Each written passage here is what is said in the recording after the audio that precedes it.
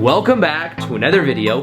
My name is Aaron and I help people expand their consciousness. Now, in this video, I'll be sharing with you the #1 brain technique that we can use to attract what we want in our life. Now, with this process, this is going to be something that is much more powerful than affirmations, and I'll explain the contrast here in a minute of how they both influence us. And I'm going to be explaining this with the context of understanding the subconscious mind that we have, how most of what we experience is on autopilot, and when we learn how to influence the subconscious mind, that's when we really begin to make profound changes in our life. So as I always say that we don't necessarily attract that which we want, but we always get a reflection of who we are being. Who we're being is a compilation of our beliefs about what we believe to be true, is the emotions that we feel, the actions that we take, and those all go into the complete kit of who we are being in the present moment.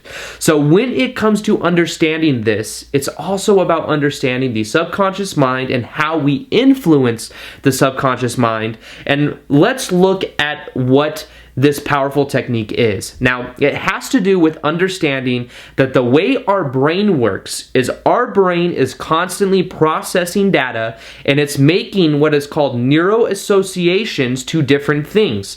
So what it does is it takes certain ideas and it connects them to other ideas in our mind of the models for the way we see the world, and it's linking it in based upon those associations that we make. Now, if I were to name maybe 5 different things that were to be yellow, and I were to put these in words on the screen right here, what I could then do is a couple minutes later ask you, what kind of fruit are you thinking of? And most likely you would be thinking of something that was yellow. So it could be a lemon or it could be a banana. Now, the way that our brain works is that those neurosynaptic connections that we're making in our brain, those pathways will always take the path of least resistance, and therefore it will always focus on and find things that are relevant to those neuroassociations. Now, with that being said, the #1 brain technique that we can use to create what we want in our life is what is called priming. The ability to prime our brain so that then we look for and are focused on certain things that are in alignment with what we want to focus on. Now, a lot of times when we go out into the world, we are reacting to the stimulus of what we are experiencing. And instead of reacting, the ability that we have with priming is being able to then consciously choose what we focus on.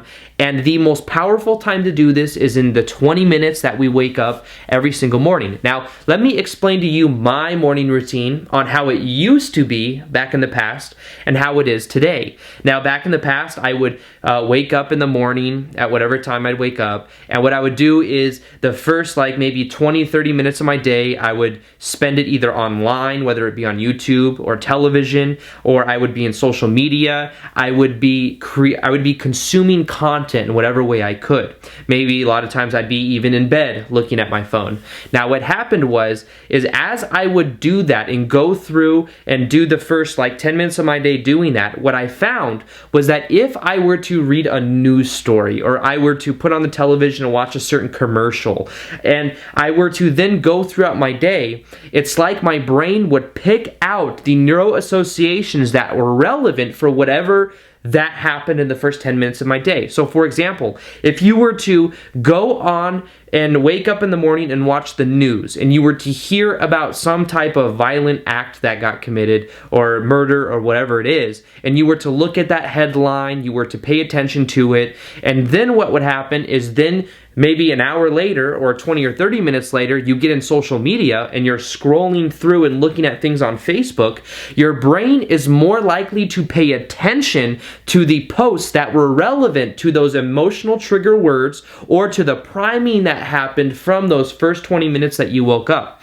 So if on the other side of that you were focused on positive things, that's when you would then see more of it. So rather than seeing maybe the violence and murder stories that on the Facebook feed, you would see something about kittens or something that was more positive. And now let me share with you how I prime my day now.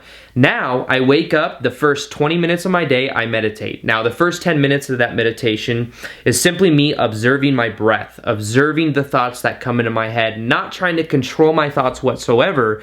And as I then do that, I bring the awareness out of my head and into my body. It allows me to get more present to the moment, and it allows me also to not identify with my thoughts. Now, how does that prime my day? Well, as I go throughout my day, what I find is I'm no longer reacting to the things that happen. I'm able to respond. I'm able to not have so much attachment. I'm able to really observe it and then respond versus just automatically and the autopilot mind and reacting. Now, the next 10 minutes of my meditation, what I'll do after I observe is I will focus on the emotions I want to feel throughout the day, the outcomes, so maybe a couple to-do lists that I have of what I want to accomplish, and I think of it as already done. And then I'll also and visualize the perfect version of myself and the emotions I prefer to feel. These emotional states are priming me to then tailor more of that emotion throughout my day. And I find that by doing that, as I go throughout my day, I find more reasons to feel that gratitude, to feel that flow, that freedom, that passion because of that priming right in the morning. Now, here's another thing that I do. Tony Robbins, in his book called I think it's Awaken the Giant Within, he has a chapter in there that is called Transformative Vocabulary. And in that chapter, there is a list of words that has on one side, he has what is called good words, which are certain emotional trigger words. And on the other side, there will be better words. And those better words are very powerful, transformative words that have more of an emotional connection when we read them. Now, what I do is every day, I look through that list right after I meditate. And what I do is I allow my mind to just kind of use that as a priming tool for me to then connect into those emotional states of being and just to see which words my mind goes to.